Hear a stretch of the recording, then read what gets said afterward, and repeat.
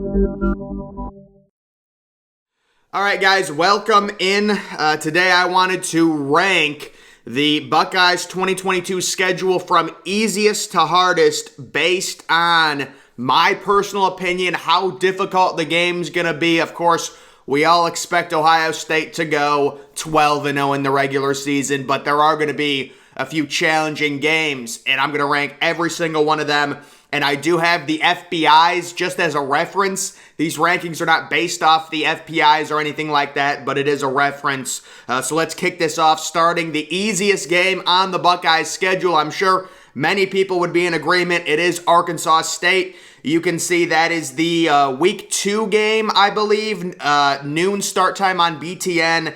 And it says the Buckeyes 99% chance. This is a game, I've seen several rankings of all 131 FBS teams, and normally Arkansas State is ranked like 118th or 120th, so they genuinely are one of the worst FBS teams. You're looking at C.J. Stroud probably playing only, or I would say definitely only playing the first half, especially coming off the Notre Dame game. And then Trevion Henderson, I'd say he gets 8 to 10 carries with Kyle McCord starting the third quarter, and maybe we see Devin Brown in the fourth quarter. I would expect something like 66-3, maybe 73-10, a score like that against Arkansas State, so that will be the easiest game. Moving down, it is the Toledo game, which is the week 3 game. Some interesting facts about Toledo. They're actually projected by a few people to win the MAC. Of course, the MAC, how it normally is, it's kind of a congestion. There's normally never one really good team. There's just like a cluster of teams at the top, and this year is no different. But Toledo is generally regarded as one of the better, if not the best, team in the MAC this preseason, along with Northern Illinois. As it relates to the Ohio State game, it's another ugly one. It's the other, non-conference game that should be a complete blowout. We're looking at, C.J. Stroud only playing the first half probably. Same thing with Trevion. Same thing with JSN.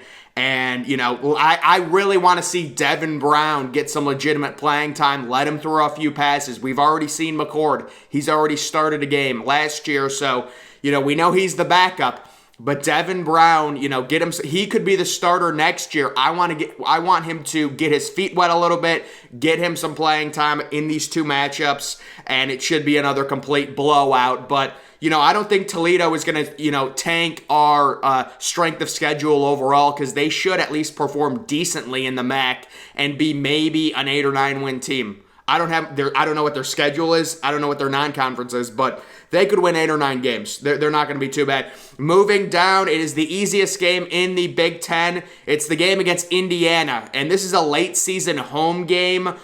I'm guessing this is going to be a 12 o'clock game on BTN. I don't think the time has come out yet, but it's a later season home game.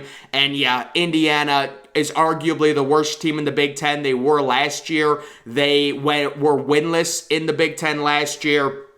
And it's really between them, Northwestern, and Illinois, who the worst team in the Big Ten is this year. Home game, complete blowout. There's really no other analysis. 98% chance to win a conference game. That's pretty ridiculous. So that is the easiest conference game. The next one, another really easy game. It is Rutgers. They actually give Ohio State an even higher chance to win this one. I think this is a noon game. No, it's 3:30. I believe it's 3:30. The time has already come out for this. Early season 3:30 game, home game versus Rutgers.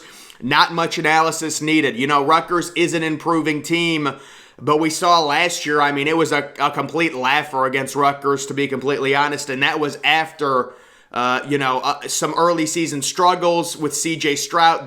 They come back and just annihilate Rutgers in New Jersey. Now they get Rutgers at home. I like Rutgers as a program. They're trending up, but it's very tough to find actual analysis on these games other than for me to say it's going to be a blowout. Very early. These are all home games, and I would be shocked if these were close football games going into the third quarter.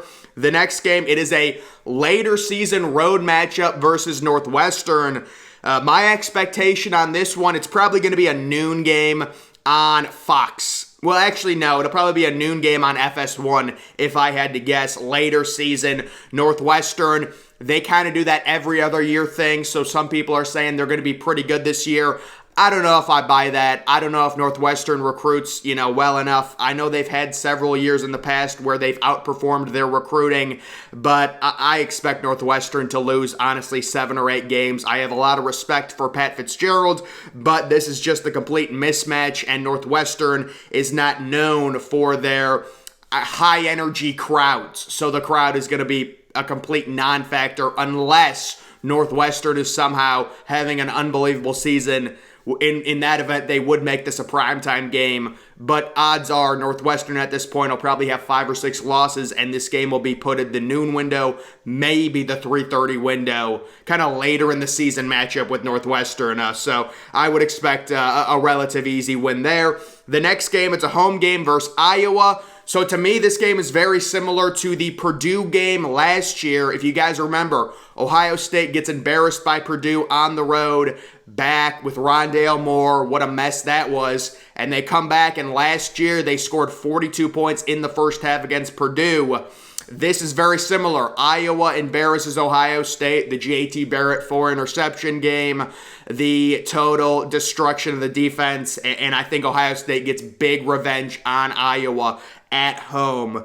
Remarkably, this is the first time Ohio State will be facing Iowa since that blowout game where the Buckeyes got crushed. So I'm expecting a 95% chance. I think Iowa is overranked by a number of services. When I look at the overall FBS preseason rankings, I'm seeing Iowa inside people's top 30, inside people's top 35s. I don't see it. I think they're a 7-5 football team personally, and the talent mismatch is going to be crazy, and Iowa's not going to have that home crowd to feed off of. This should be another relative easy win for the Buckeyes, and you're looking at really C.J. Stroud possibly running up numbers in this game with 6 or 7 passing touchdowns, in my opinion. The next game, now we're getting into maybe a little bit more tougher games. This is one I really don't see any scenario where Ohio State loses, but Maryland, it's a road game. It's the second to last game of the season. And Maryland has a really talented offense. Tonga Vailoa, I believe this is going to be his 3rd year starting. He's Tua's younger brother. He's a talented quarterback, and he has reps, he has experience, and he's got 3 very talented receivers. Maryland's defense is extremely lacking, so I don't think that'll be a problem. But this will actually be Ohio State's first trip back to Maryland since the Urban Meyer debacle. Remember like his second last regular season game when Ohio State should have lost to Maryland. I think they won 52-51 because Maryland missed a 2-point conversion in overtime. Just a complete mess that was. So I think this will be a lot easier win for the Buckeyes. And if I had to guess, this game is probably a noon game. Unless Maryland is somehow surprisingly good. I think it's going to be a noon game on ABC. It's always weird. Ohio State always seems to face Maryland when they're on the road, like way at the end of the season. And they were supposed to face Maryland in 2020 on the road, but the game got canceled. So that's why this is like the first time since 2018 they're going to Maryland. Just some background on that. Now we're getting into some of the ranked matchups I'm expecting. This is a Week 4 matchup, home game against Wisconsin. And I think this is disrespectful by the FPI, giving Ohio State, giving Wisconsin only an 8% chance. I mean, I would say 12-15. Braylon Allen is a great player. Wisconsin's defense is always respectable. They've got such great coaching, but I do think Ohio State's just going to overwhelm them, especially being at home. This game is on ABC. Start time is to be determined. It'll either be 3:30 or 7:30, one of those two. I think it depends on how Wisconsin starts out the regular season. If they start out 3-0, this will be a primetime 7:30 game. I'm not sure who. I think Wisconsin does have a very easy non-conference schedule. Their one Power 5 non-conference game might be a home game versus Washington State. Don't quote me on that. It might be. So I think this game could be 7:30 on ABC. Herb Street on the call. It is. ABC does have this game. So Ohio State could have it set up. They get Week 1 primetime, the Notre Dame game. Week 4 primetime, the Wisconsin game. That's a good setup to start the season. That's why we were all very happy when it was announced this game was going to be carried by ABC and not Fox, because Fox would have put it at the dreaded big noontime. But, the fact is this is a home game, I feel a lot more confident. If this was on the road, totally different feel. Totally different feel. A road night game with Wisconsin. We remember back in 2016, the overtime game with the Noah Brown touchdown, but they were able to come back and win that. This one, I think it's going to be a little bit easier at home, way more talent, the experience. So moving on to another tougher game, it is the game at Michigan State. So guys, the start time on this one is very critical. We are rooting for a big noon game, and I am 99.9% sure this will be a big noon game. So that's what we want. We want the crowd, involved as little as possible. We want them to be asleep. Early morning start, whatever. And Michigan State at home, it's, with what Mel Tucker is doing, they do lose Kenneth Walker, but they still have a really good receiver. They still have their quarterback.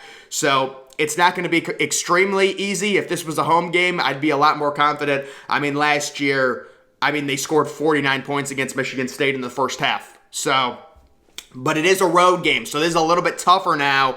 And it's like there's a chance if it's close into the fourth quarter, it gets, you don't want that, especially on the road. We know it's going to be a sellout. So, we'll see. As long as it's big noon, I'm fairly confident this Michigan State team, they're good. They're probably going to be top 20 in the preseason poll. Wisconsin, by the way, also should be top 20. But with this being a big noon game, Ohio State being able to out-talent Michigan State, the veteran presence with C.J. Stroud starting his second season, a little bit more veteran presence on the team. I like Ohio State. And then we've got the third toughest game on the Ohio State schedule. It is the Michigan home game at noon, the last game of the regular season. So, this could change. It just depends how good J.J. McCarthy is. If they do end up starting him, I do believe J.J. McCarthy will be the starting quarterback in this football game, no matter what happens to Michigan. But Michigan does lose two really elite pass rushers, and they haven't recruited well enough to really replace those guys. They're going to have three, maybe, 3 stars, 4 stars step up. Ohio State should be able to out-talent Michigan. We know how pissed Ryan Day is after the loss last year. This should be a complete bloodbath, but we have to respect Michigan. That's why they're the number 3 toughest game on my list. It is a home game, so we're expecting a win here, let's be real. And Michigan, great win for them last year, but, I would be shocked if this was anything closer than 21 points, to be completely honest. I think Ryan Day is pissed, and he's going to put it on Michigan. The second toughest game, according to me, is going to be the Notre Dame Week 1 game at home. Week 1, always a weird vibe. You don't know how the team's going to come out, but it is a very tough situation for Notre Dame, starting a new quarterback on the road. Marcus Freeman just coaching his second game as a college football head coach, not a lot of experience. So it should be very tough. Notre Dame does have some very talented players. They've got an extremely elite pass rusher. They got a really good tight end. They have a transfer safety from Northwestern who's good. So they have a talented roster. It's not going to be a cakewalk, but with the way recruiting is going, Ryan Day knows blowing Notre Dame out would be so great for national perception. And with the talent difference right now between Ohio State and Notre Dame, you would love to see a 56-24 type game. You would love to see something like that. That would really change the national perception with Marcus Freeman and that whole thing. So, I do expect Ohio State right now minus 14.5, I believe, or maybe 15.5 according to different lines. And then the toughest game on the schedule, it is the road game at Penn State. We did luck out this year and get the whole big noon thing, so it's not going to be a whiteout for Penn State. Their whiteout game will be versus Minnesota.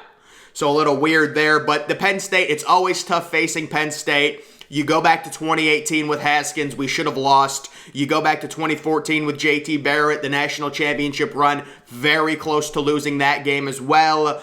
It's always close with Penn State, especially on the road. They play Ohio State so well. I know Penn State fans don't love Sean Clifford, but he's a solid college quarterback with tons of experience.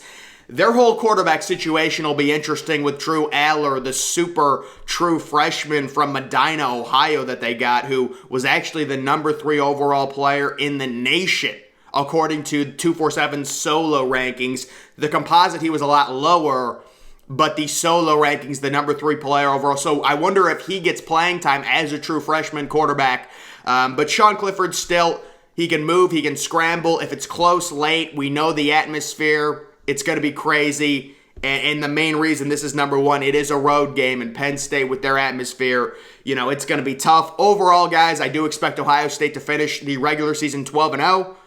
Whatever. People say you're a homer. I mean, I guess we'll see what happens, right? Like, at the end of the day, we'll see if I'm right or wrong. But it just comes down to the overall talent, the overall returning talent, the returning QB. The 2021 football recruit class on the defensive side of the ball was absurd. They're all going into their sophomore seasons. You've got JTT. You've got Jack Sawyer. You've got ridiculously talented linebackers ready to step up. You've got a new, experienced defensive coordinator in Jim Knowles. I mean, I can keep saying this going on and on. People are just going to, do whatever they want. So that's my opinion on the toughest games. I think Penn State's the toughest game. Notre Dame, number 2. Michigan is number 3. And then you've kind of got Michigan State and Wisconsin at 4 and 5 personally. But guys, that is going to do it for this video. Make sure you're following me on Twitter. Link to that's always in the description. I'm, of course, the Depressed Ginger. Thank you for watching.